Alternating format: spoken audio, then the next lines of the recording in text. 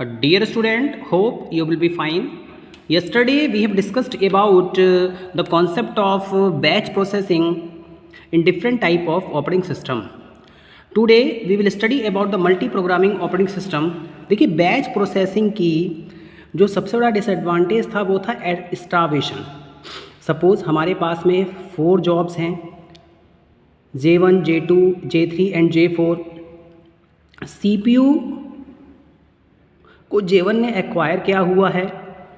जब तक J1 का टास्क फिनिश नहीं होगा तब तक CPU J2 को एग्जीक्यूट करना स्टार्ट नहीं करेगा. इट मीन्स अगर J1 जितनी भी प्रोसेसेस हैं J2, J3, J4 उनको वेट करना पड़ेगा कि J1 का टास्क फिनिश हो. That is starvation. Multi programming basically क्या था, is an extension to the batch processing where the CPU is kept always busy. यहाँ पे मेन जो हमारा टारगेट था, मोटो था, ऑब्जेक्टिव था, वो ये था कि CPU हमेशा बिजी रहे, CPU आइडियल स्टेट में ना आए. Students, each process needs 2 type of system times. जितनी भी प्रोसेसेस होती हैं उनमें हमारे पास में 2 टाइम होते हैं. एक हमारे पास में CPU टाइम होता है और दूसरा हमारे पास में इनपुट आउटपुट टाइम होता है. CPU टाइम वो टाइम है जो कि एक प्रोसेस को अपना टास्क फिनिश करने में लगा, या फिर हमने टाइम स्लाइसिंग की है तो उसमें 1 सेकेंड, 2 सेकेंड या 3 सेकेंड की जो टाइम स्लाइसिंग है उसको हम प्रॉपर क्या कर लेते हैं, एक्यूमुलेट कर लेते हैं. इनपुट आउटपुट टाइम वो टाइम होता है कि आपने डेटा को सबमिट किया और आपके पास में आउटपुट कितने समय के बाद में आया. Now students, in a multi programming environment for the time a process does it's input output. अगर हम मल्टी प्रोग्रामिंग एनवायरनमेंट की बात करें तो इसमें प्रोसेस इनपुट आउटपुट परफॉर्म कर रही है. The CPU start the execution of other process. जब तक एक process input output operation perform करेगी, इनपुट सबमिट होगा, डेटा आएगा, तब तक CPU क्या करेगा, दूसरी प्रोसेस को एग्जीक्यूट करना स्टार्ट कर देगा. देयरफॉर मल्टी प्रोग्रामिंग, तो जो मल्टी प्रोग्रामिंग है वो एफिशिएंसी को इम्प्रूव करती है किसी भी सिस्टम के. Students, in multi programming more than 1 program is submitted to the main memory. जो हमारे पास में बैच प्रोसेसिंग थी उसमें मेन मेमोरी के पास में एक ही प्रोग्राम रहता था, एक ही प्रोसेस रहती थी, उसका एग्जीक्यूशन होता था. उसके बाद में टास्क फिनिश हुआ, प्रोसेस को out of the memory schedulers के थ्रू लेके जाया गया. उसके बाद में फिर नई प्रोसेस को मेमोरी में लेके आया गया. तो ये जो टाइम इलैप्स हो रहा है इन बिटवीन CPU आइडियल है. मल्टी प्रोग्रामिंग में क्या किया गया, इस टाइम को यूटिलाइज़ किया गया. CPU को आइडियल स्टेट में नहीं आने दिया जाएगा इसमें, और एक से ज़्यादा सबमिटेड टास्क होंगे मेन मेमोरी के पास में. देखिए जैसा कि हम यहाँ पे देखें, हमारे पास में रैम है, बहुत सारी प्रोसेसेस हैं. सपोज़ CPU ने इसका एग्जीक्यूशन किया, ये टास्क फिनिश हुआ, ये process scheduler out of the memory लेके जाएगा, बट ऑलरेडी प्रोसेस है P2, CPU इसको एग्जीक्यूशन करना स्टार्ट कर देगा. Students, in multi programming system 1 और multiple program can be loaded into the main memory for getting to execute. Multi programming system में हम एक या एक से अधिक प्रोग्राम मेमोरी में लोड करते हैं जिससे कि उनका एग्जीक्यूशन हो सके और जो हमारा CPU है वो आइडियल स्टेट में ना आए. इससे हमें क्या होगा, मैक्सिमम थ्रूपुट मिलेगा, मैक्सिमम यूटिलाइजेशन हम कर सकते हैं अपने रिसोर्सेज का, CPU का. स्टूडेंट्स, जो हमारा मेन ऑब्जेक्टिव था मल्टी प्रोग्रामिंग का, main goal of using of multi programming system is overcome the issue of under utilization of CPU and main memory. देखिए जो अंडर यूटिलाइजेशन हो रहा था, CPU आइडियल स्टेट में बैठा हुआ है, इट मीन्स कि कहीं ना कहीं हम अपने रिसोर्स का, हम CPU का प्रॉपर यूज़ नहीं कर पा रहे हैं.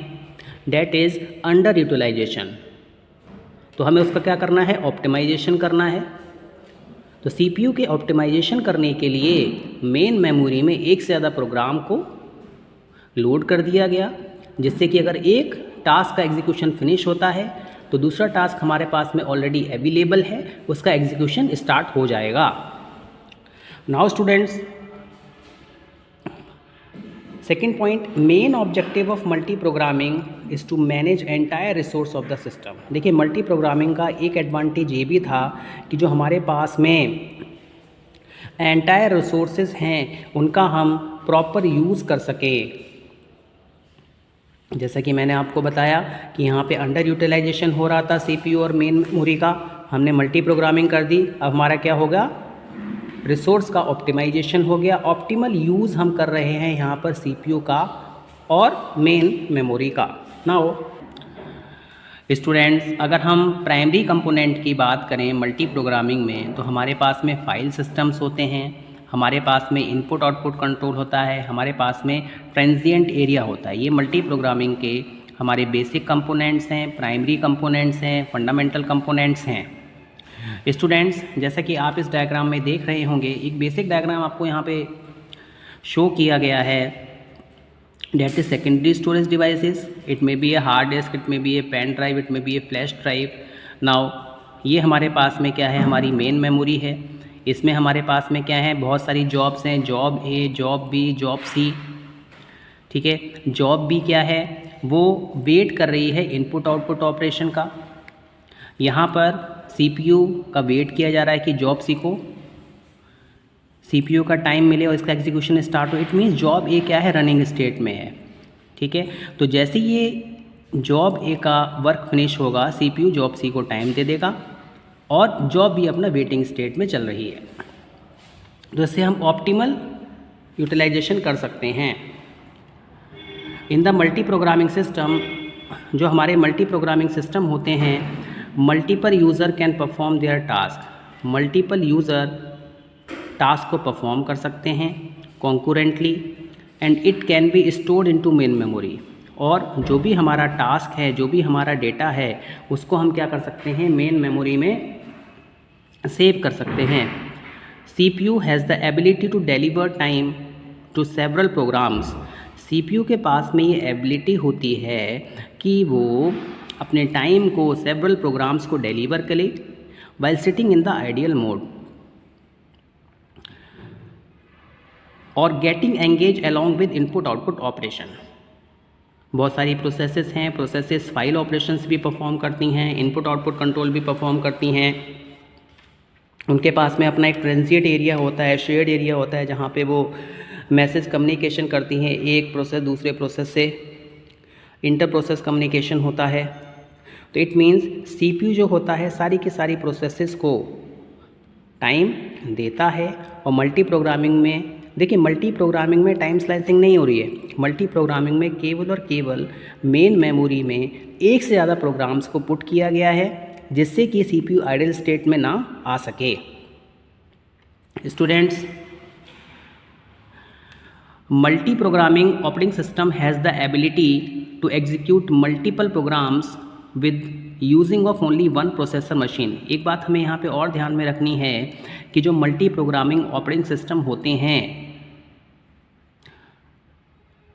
उनकी ये कैरेक्टरिस्टिक्स है कि वो मल्टीपल प्रोग्राम को एग्जीक्यूट कर सकते हैं।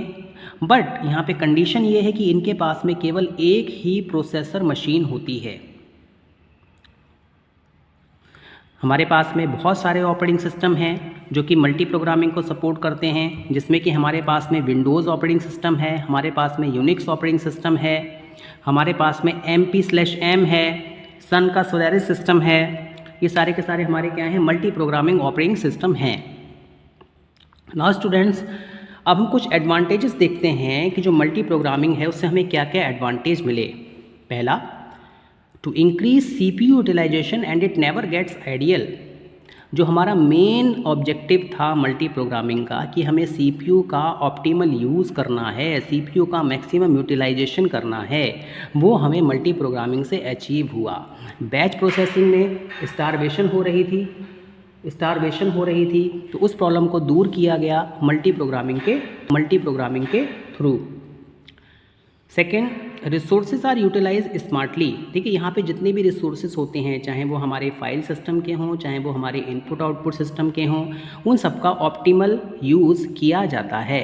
एक चीज़ और यहाँ पे कि यहाँ पे लेस रिस्पॉन्स टाइम है। देखिए अगर मल्टी प्रोग्रामिंग होगी तो सीधी सी बात ये है कि जैसे ही टास्क फिनिश हुआ, एक जॉब का वर्क फिनिश हुआ, मेन मेमोरी में ऑलरेडी नेक्स्ट जॉब है, CPU within a second उस टास्क को एग्जीक्यूट करना स्टार्ट कर देगा। And in comparison to batch operating system हमें हमारा आउटपुट जल्दी मिलेगा। Students, short time jobs are done fastest compare to long time job. यहाँ पर प्रायोरिटी मैकेनिज़्म भी लगाया गया है कि अगर हमारे पास में कोई शॉर्ट जॉब है, सपोज़ एक जॉब को एग्जीक्यूट करने में 10 मिली सेकेंड्स लगते हैं, एक जॉब को एग्जीक्यूट करने में 20 मिली सेकेंड्स लगते हैं, तो यहाँ पर ऑटोमेटिकली जो हमारा ऑपरेटिंग सिस्टम है वो शॉर्टेस्ट जॉब को चूज़ करेगा सबसे पहले और उसको एग्जीक्यूट करेगा। Students, it can help to execute multiple task in single application at same time. इसकी हेल्प से हम मल्टीपल टास्क को सिंगल एप्लीकेशन में सेम टाइम में सेम ड्यूरेशन में एग्जीक्यूट करा सकते हैं। The system help to optimize total job throughput of the computer. एक मल्टी प्रोग्रामिंग का मेन मोटो CPU का प्रॉपर यूटिलाइजेशन था। जब CPU का हम प्रॉपर यूटिलाइजेशन करेंगे, मैक्सिमम रिसोर्स यूटिलाइजेशन होगा, तो हमारे लिए थ्रूपुट भी यहाँ पर ऑप्टिमल थ्रूपुट मिलेगा। ये हमारे एडवांटेजेस थे। अब देखेंगे डिसएडवांटेजेस क्या क्या हैं हमारे में मल्टी प्रोग्रामिंग के। पहला, CPU शेड्यूलिंग इज़ नीडेड। ठीक है, यहाँ पर कहीं ना कहीं हमें शेड्यूलिंग एल्गोरिथम्स को यूज़ करना पड़ेगा, जैसे कि आपको बताया गया कि shortest job are executed first in comparison to long jobs. तो यहाँ पर शेड्यूलिंग क्राइटेरिया हमें चाहिए। मेमोरी का मैनेजमेंट भी यहाँ पे रिक्वायर्ड है, क्योंकि जितनी भी जॉब्स हैं वो सारी की सारी जॉब्स कहाँ पे स्टोर हो रही हैं, मेन मेमोरी में हो रही हैं। दूसरा, ये एक कॉम्प्लेक्स प्रोसेस है, ये एक हाईली कॉम्प्लेक्स प्रोसेस है। Students, it is very hard to manage all processes and jobs at the same time. CPU के लिए बहुत बड़ा बर्डन होता है कि वो सारी जॉब्स को, सारी प्रोसेसेस को एक साथ में मैनेज करे। इट मीन्स CPU के ऊपर यहाँ पे क्या है, ओवरहेड है। तो मैं आशा करता हूँ लेक्चर आपको समझ में आया होगा। धन्यवाद।